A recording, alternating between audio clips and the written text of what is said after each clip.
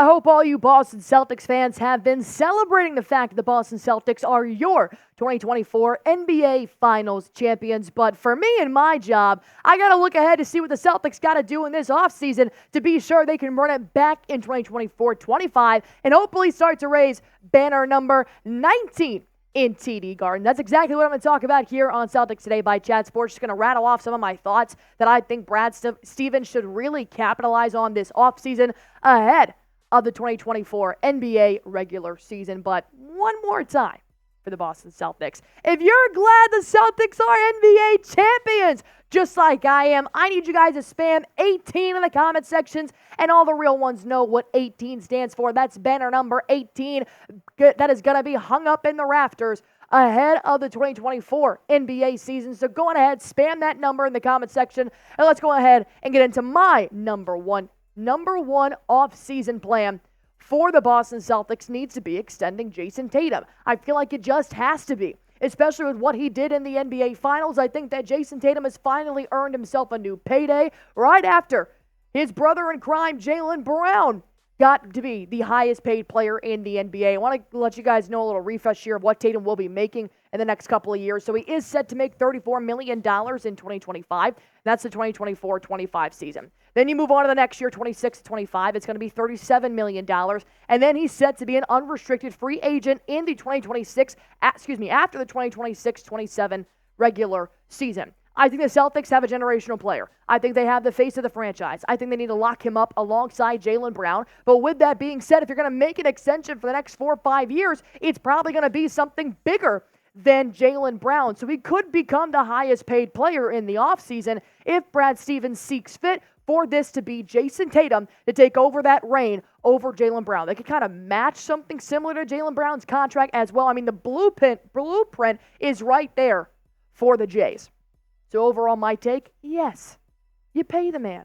You pay Jayson Tatum. He has done nothing but been successful for your franchise since he was drafted to the Boston Celtics. He's had several Eastern Conference Finals appearances. He now has an NBA championship under his belt, and he was a huge part in leading the Celtics to get there as he led the team in points, rebounds, assists, the whole nine throughout the entire NBA playoffs. This is your franchise player. You absolutely extend Jayson Tatum in the offseason. But my question now to you guys is, should Jayson Tatum be the highest paid player in the NBA? Because I'm thinking they're going to construct a contract that's similar to Jaylen Brown, but, I'll let Brad Stevens think about all the numbers. You guys see me trying to do math on air.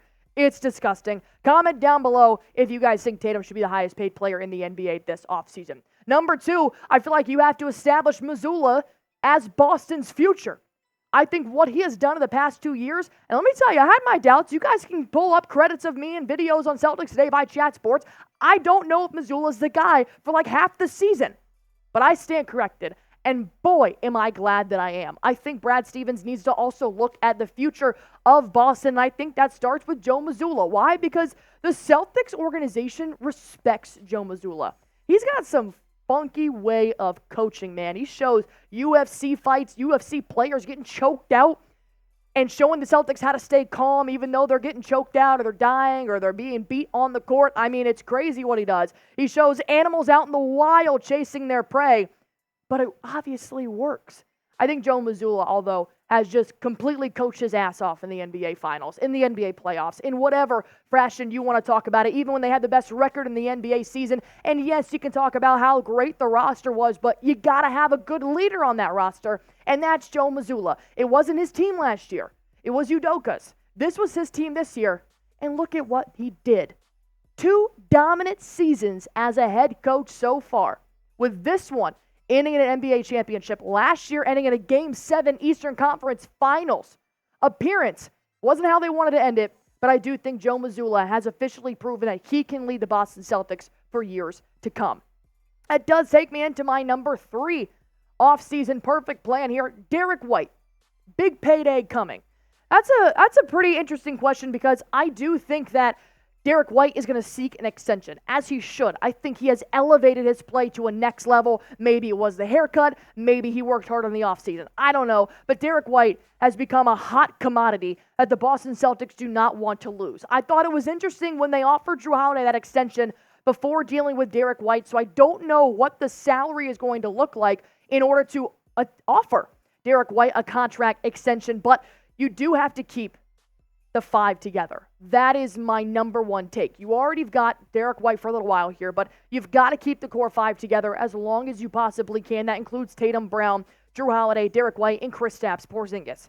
And the good news is that regardless if he gets an extension this summer, he is still going to be with the Boston Celtics next year. He is signed through the 2024-25 season, and then we'll talk about free agency there. But Derrick White has proven that he deserves to be paid just as much as some other key role players here in the NBA. I don't know if it'll be this offseason because there's a lot of contracts you got to talk about, but I do think Derrick White should be extended on the Boston Celtics roster. What do you guys think? Type Y for yes, type N for no in the comment section below. Let me know what you guys think of the beautiful bald-headed man that we love, Derrick White. My number 4 topic you guys have to talk about when you're talking about a perfect offseason here, and this is my last topic as well. There's a ton to talk about, but that's what the offseason is for. That's what the summer is for. We're going to get into that a little bit later. I think you're going to have to add more to the bench here.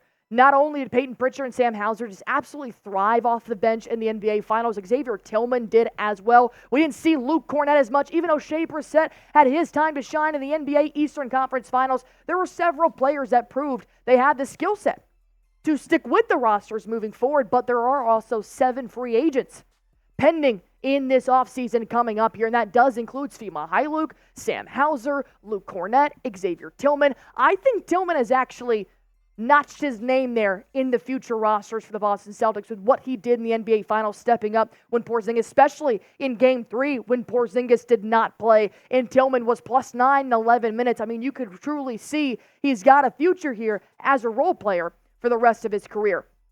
I thought this should have been done last offseason, was extend Sam Hauser. But instead, Brad Stevens extended Peyton Pritchard, who I wasn't a big fan of at the beginning of the season. I was like, this is not a good role player. I think he's in the minus when he's on the court, and then boom, he completely changes his play. He starts to become a very versatile point guard, and we know that Sam Hauser isn't probably going to have that change, but what I saw from Hauser in the NBA Finals was his defense. His catch-and-shoot three-pointing percentage did come alive, thank God, because it was non-existent in the NBA playoffs. But the defense, he proved he could go one-on-one with Luka and Kyrie and even go down low. He's got the height, 6'9". I mean, Sam Hauser could be a hot commodity here for any other ball club out there. So you could extend Sam Hauser as well.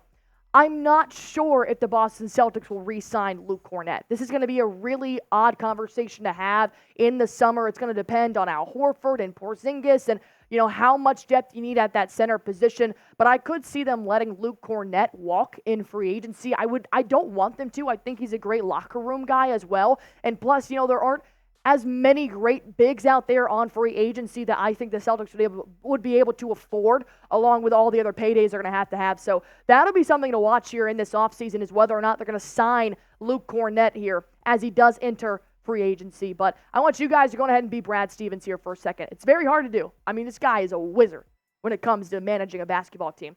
What offseason move should the Boston Celtics make now that they are NBA Finals champions? They're going to hang banner 18, but I want you guys to go ahead and comment down below. What do the Celtics need to do in the offseason to help raise banner 19 next year? And while you guys are at it, be sure to hit that sub button for me. We're going to be going live once a week in the offseason talking about everything Boston Celtics. This is your one-stop shop for everything Celtics news and rumors. And guess what? It's for free. So hit that sub button for me.